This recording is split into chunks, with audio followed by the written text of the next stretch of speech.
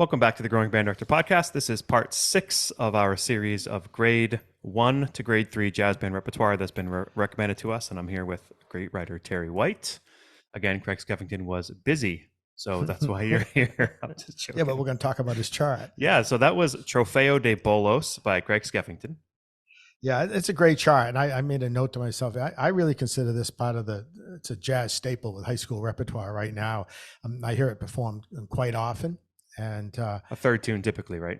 Oh, yeah, definitely. And it's a chart that lends itself to a director who can be artistically creative without, I think, ruining the composer's intent. I mean, just subtle dynamic things, especially the ensemble section. And if you got to be careful, because there are some bands who will play this and it's a blast fest from beginning to end. And that's not what Craig intended at all. Also, for anybody who doesn't know Craig, he's very receptive on Facebook and many other places. So he would love if you reached out as you would, if you have questions about his charts or anything like that. Yeah. So the story about that one. So this was commissioned by Cheyenne Priest, right? Yes. Up in Old Town Middle School. Well, sorry, Leonard Middle School. And there's this old joke about people who go to the State Jazz Festival and try to win the trophy instead of making good music. It's all about winning what we call the bowling trophy. That's our former mentor, Norm Richardson, quoted the phrase, the bowling trophy. Yeah. We call it the bowling trophy. So I think, didn't she, I'm going to be corrected on this one, but she had a kid in middle school who had a Spanish project or something. So what ended up being given to her was this sign that says Trofeo de Bolos, which is apparently bowling trophy in Spanish. Maybe it's not, I don't know. But so then she had Craig write a chart, and that was the title of it. So yeah. And anytime I do the festivals that include clinics working with the band, I always enjoy working with them on this chart. It's a lot of fun, and they get a kick out of that story about how the title came about. I mean, Craig is very creative with his titles. I struggle. I'd still be doing tune 1, tune 2, tune 3, but he comes up with some very clever titles. Yep. Okay, so the next tune is listed in Alfred Bellwin as grade 2. I've put it into grade 3. I could be mistaken, but this is a tune called Come Sunday, which is originally very different in the original Duke Ellington version. But Rick Hirsch, I think, has done a masterful job on this. He's a really creative writer. And then it goes back to, it doesn't matter how it's listed in the catalog or what the color of the cover is for the, if it works for your ensemble, then play it. And there's a couple of written solos here for brass as well. So this is a very playable, but again, it's very artistically high-minded. Again, with some Ellington stuff, the drummer plays like timpani mallets on the toms and things like that. So this is one of those charts. So here's Come Sunday, arranged by Rick Hirsch.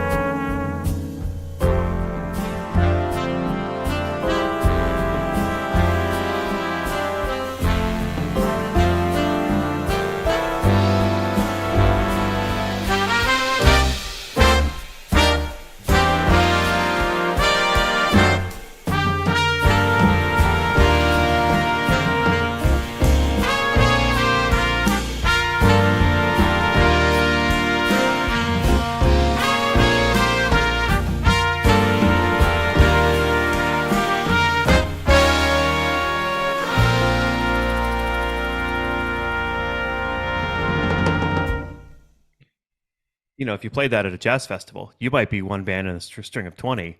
Like, how many other bands in their middle tune are going to have timpani mallets kind of playing, Right, sure. playing all the drums? Right. So it's just a completely different kind of sound.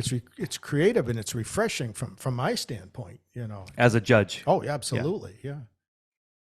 that's always hard because I want to play. Like, a good chart is good chart. I don't care if another band's playing it. My kids haven't played it. I want to do it. Mm-hmm. But from your viewpoint, you're hearing, if you hear something fresh and new like that, that makes that band stand out a little bit. Sure. Yeah. Yeah. I mean, you hear those, in some of the charts where the trouble spots are. And if you got 4 bands come out and play the same chart, I mean, they could all play them well, but where the challenges in the chart are, and that's what you're listening for. I think and that goes back to the directors that, get the new issues catalog, and that's a really cool chart. And yeah, but there's a lot of great music prior to that. And don't be afraid to go back into the file cabinet. And one thing I always check out, if I see there's a chart and it says by Duke Ellington, arranged by, I always check it out. I don't always like it, but a lot of times they're more accessible versions of those tunes. I know in your library, you've got a pretty extensive library, a lot you've done since you've been there, but that library goes back Before, for yeah, decades, way before. And some charts that are long out of print. But there's one that I did many years ago called Grand Central Suite by Bill Holcomb. And it's a killing chart. I probably will never hear it again because it's just out of print and people aren't aware of it.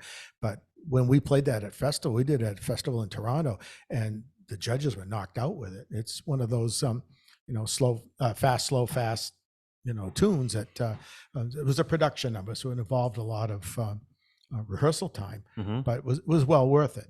And there's a lot of times, and I used to fall into this. I did a production chart one time, and the comment from one of the adjudicators was, it's performed very well, but I often think is the amount of time you had to spend to get it to that level worth it. You could have done a lot of charts. Sure. Yeah, absolutely. All right, next chart is Autumn Leaves, which is a Son Montuno written by Michelle Fernandez. If you haven't checked it out, episode number 106 of the Growing Band Director podcast was really awesome because Michelle basically sent me a clinic she did with Miami-Dade School Studio Arts or so, I forget. But this good middle school band, and she clinics them about being authentic in this style. So if they haven't checked it out, you can hear Michelle clinic a band on this tune. So again, this tune, if people don't know Autumn Leaves, one reason why I love this tune is it's a great improvisation tune. It's all either G minor or B flat. So they can really get away with 2 scales when they improvise. And it's a refreshing take on the melody of this tune. That's really important. Again, from my standpoint as a listener, I'm going to hear Autumn Leaves. Okay. Ba, da, da, da, da, da, da, da. That's been done and done and done.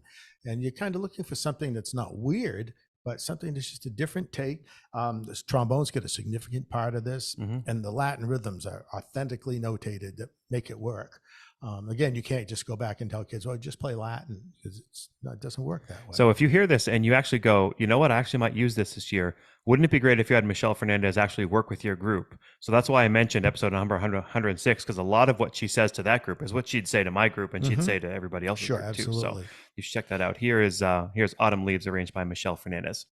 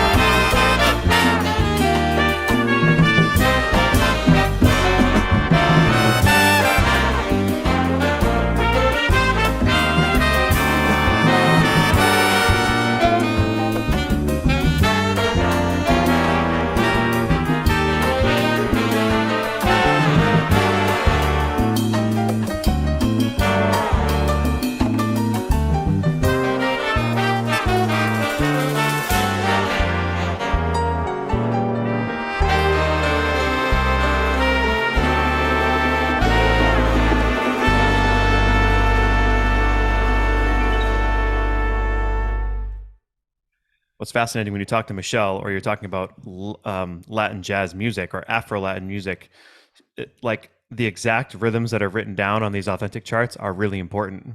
Because I learned, like, my drummer is playing the pattern, but he might have been adding a count 4 where there was a rest before, and then Michelle would say, you can't play that pattern because that's a Brazilian pattern, Right. not a Cuban pattern. It's like saying New York is just like LA.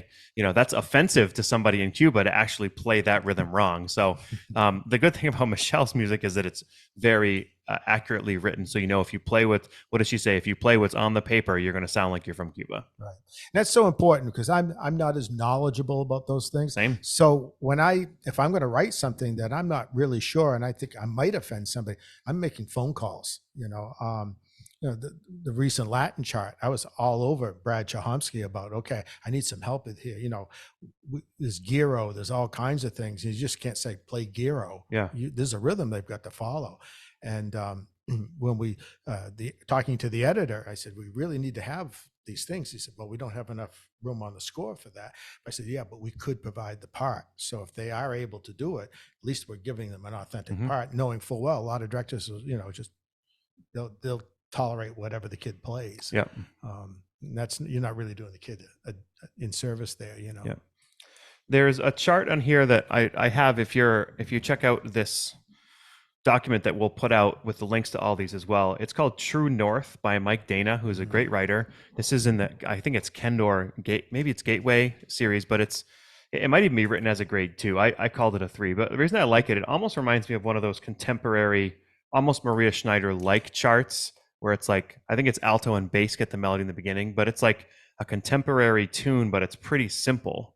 I've used several of Mike's charts over the years, my middle schools and a couple of festivals. And he's a great writer.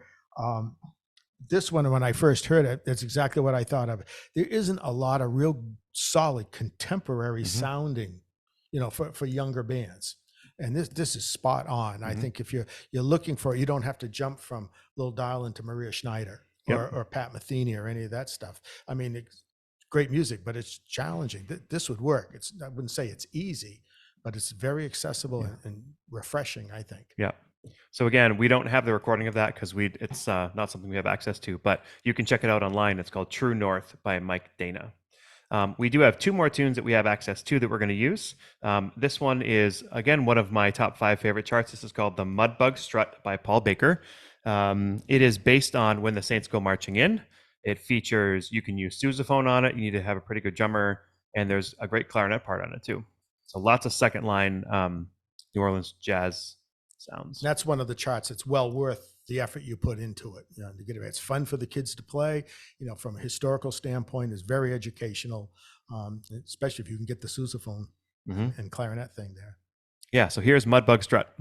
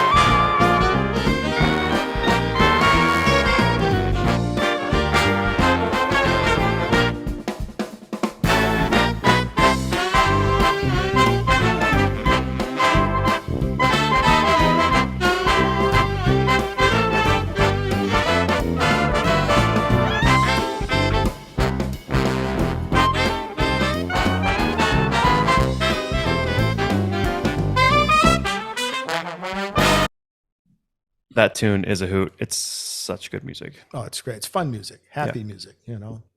And my wife will mention this about certain Latin tunes. She calls it wiggle music. Mm-hmm. Like, and you can't sit still when you hear things like that. Something's moving. Your toes are tapping, or Yep. you know, it's great music and great teaching music. And if too. you don't have the clarinet on that or sousaphone, it still works. It's written other places. It Right. just adds more to the Yeah. style. Yeah, so we have one chart left. Again, if you guys have checked out this episode, but not some of the other 5, I suggest you check them out. Again, even if your band is burning the grade 1, 2, and 3, there's lots of stuff throughout there that would be very usable in lots of different ways. The last tune we're going to listen to is by Chris Berg, who's a friend of ours. This is another New Orleans-inspired tune called Kick It. Yeah, and you know, nobody writes better funk than Chris, and his bass lines will be spot on. Okay, he's a bass player. Yep, and it's I think very important for people not just to play the chicken. It's one of his most popular arrangements, but he writes great funk, and when he does a style, he knows the style. Yep. Like for me to write some of those things, that's out of my wheelhouse. You know, it would be kind of weird sounding. Yep. But he's totally got it. You know. So here's Kick It, Chris Berg.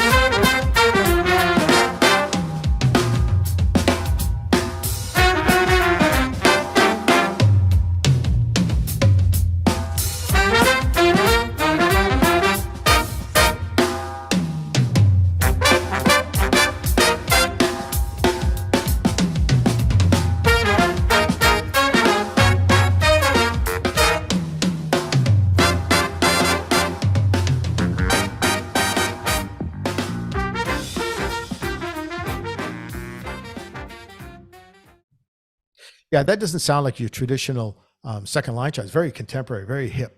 You know, it's a great chart. Well worth the effort to put into it. This has been a lot of fun. Again, if you've listened to this one and not the other ones, I urge you to go back to it. Thank you for taking the time on this, Terry. Oh, it's a pleasure. I love talking charts, and it's the profession is really what it is when you refer to it. And the better we can get at it, and I go back to some of my earlier comments in one of your earlier videos, the more we can talk to each other and help each other, just suggestions. You know, there are times you have ensembles, you're just not sure what would work with them. Mm-hmm. You know, and by talking to other people, you find out, you know, how many of these charts that do a lot of band, geez, I didn't know about that chart. Yep. Well, now you do.